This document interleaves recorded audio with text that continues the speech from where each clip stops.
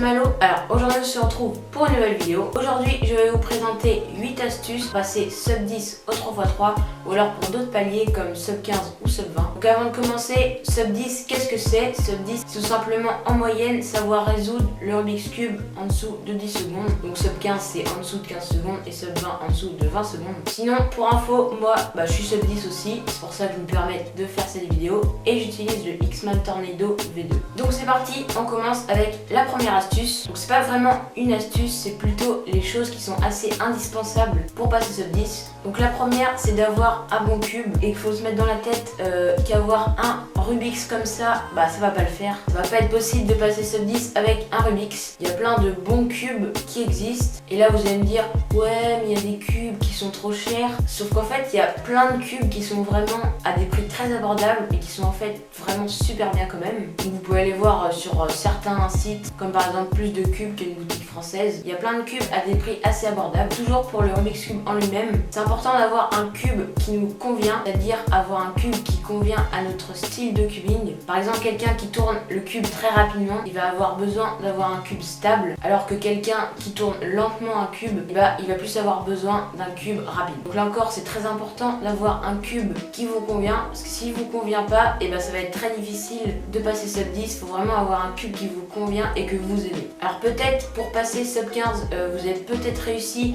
à ne pas apprendre les OLL et les PLL entières. Et pour passer sub 10, ça va vraiment être indispensable de connaître parfaitement les OLL et les PLL. C'est vrai que ça peut prendre du temps, mais si on en apprend une ou deux par jour, ça s'apprend assez facilement, en à peu près 2 mois, ça peut le faire. Mais c'est vrai que ça peut être long, mais vous allez voir, le résultat est aberrant. Donc c'est pour ça que c'est très important de connaître toutes les OLL et toutes les PLL. Donc voilà pour la première astuce, des choses assez indispensables. Donc la deuxième astuce, ça va être de regarder des exemples de résolution de cubeurs qui sont assez forts. Ça va vous permettre de voir des cubeurs qui sont sub 10 ou largement en dessous, comment ils résolvent le cube. Ce sont des très bonnes solves, donc forcément c'est super intéressant et enrichissant de regarder des exemples de résolution de grands cubeurs comme ça. Et c'est important aussi de regarder plusieurs pour avoir plusieurs optiques différentes. Sinon vous pouvez aussi regarder des critiques de solves. Donc là par exemple dans ce style je sais qu'il y a Jay Perm qui a fait beaucoup de vidéos où il critiquait des solves de cubeurs. Donc en gros il regardait la solve du cubeur et après il disait ce qu'il avait mal fait, bien fait, et il corrigeait un peu ses erreurs. Et ça peut être très intéressant à regarder. Donc voilà pour la deuxième astuce. Donc maintenant la troisième astuce, de se filmer pendant qu'on fait des résolutions et ensuite de mettre au ralenti. Et comme ça vous allez pouvoir voir un peu vos erreurs et voir ce que vous auriez pu faire de mieux. Donc à partir de ce moment là vous allez pouvoir voir vos erreurs, voir ce que vous avez fait au ralenti et pouvoir vous améliorer en essayant de faire des meilleures résolutions. La quatrième astuce, c'est une astuce qui est pas très connue, que pas beaucoup de monde fait. C'est tout simplement de prendre un mélange, de faire la résolution et peu importe le temps que vous faites, vous allez refaire plein de fois le mélange, plein de fois pour essayer d'optimiser au maximum le mélange. Ça permet de voir à quel point on est capable de faire des bonnes résolutions. La cinquième astuce, ça va tout simplement être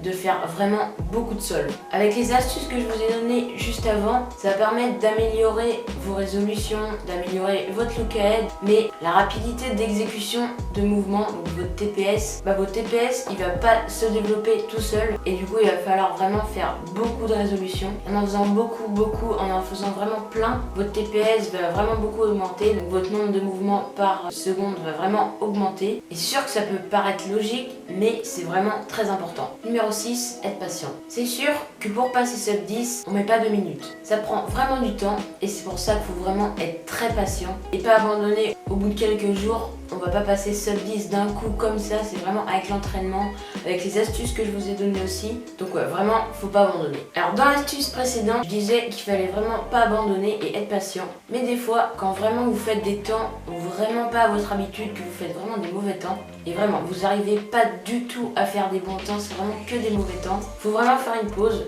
Une demi-heure, 1 heure, comme vous le souhaitez. Mais vraiment, il faut faire une pause et après vous allez voir, ça va revenir petit à petit. C'est sûr si vous faites 3 heures d'affilée, vous n'allez pas pendant 3 heures être à fond et faire que des montants pendant 3 heures. Forcément, à un moment, vous allez être moins bon, mais c'est pas grave, faut juste faire une pause et après normalement ça va revenir. Et pour finir, la dernière astuce, elle est un petit peu optionnelle parce qu'en vrai c'est une astuce mais c'est vraiment pas obligatoire du tout. Ça peut être intéressant d'avoir un cube connecté. Il y a vraiment beaucoup d'options très intéressantes pour s'entraîner sur l'application du cube connecté. Par exemple, moi j'ai le GAN iCarry et sur l'application on peut s'entraîner à faire par exemple des OLL, des PLL. On peut faire des battles contre des gens, ça c'est bien pour pouvoir se situer par rapport aux autres. Le Rank Challenge qui est un peu dans la même idée aussi, c'est pareil, on est classé et du coup ça permet de se situer par rapport aux autres. Il y a vraiment beaucoup d'options très sympas et c'est vraiment très intéressant. Après c'est sûr que bon, c'est un petit budget, mais par exemple le GAN iCarry il est à moins de 40 €, donc en vrai il est plutôt abordable pour un cube connecté. Bon bah voilà, je vous ai dévoilé mes 8 astuces pour passer sub 10 au 3x3. J'espère que ça va vous aider. N'hésitez pas à me dire en commentaire s'il y a une de mes astuces qui vous a vraiment aidé. Et puis sinon, si cette vidéo t'a plu, n'hésite pas à t'abonner et à liker. Allez, salut!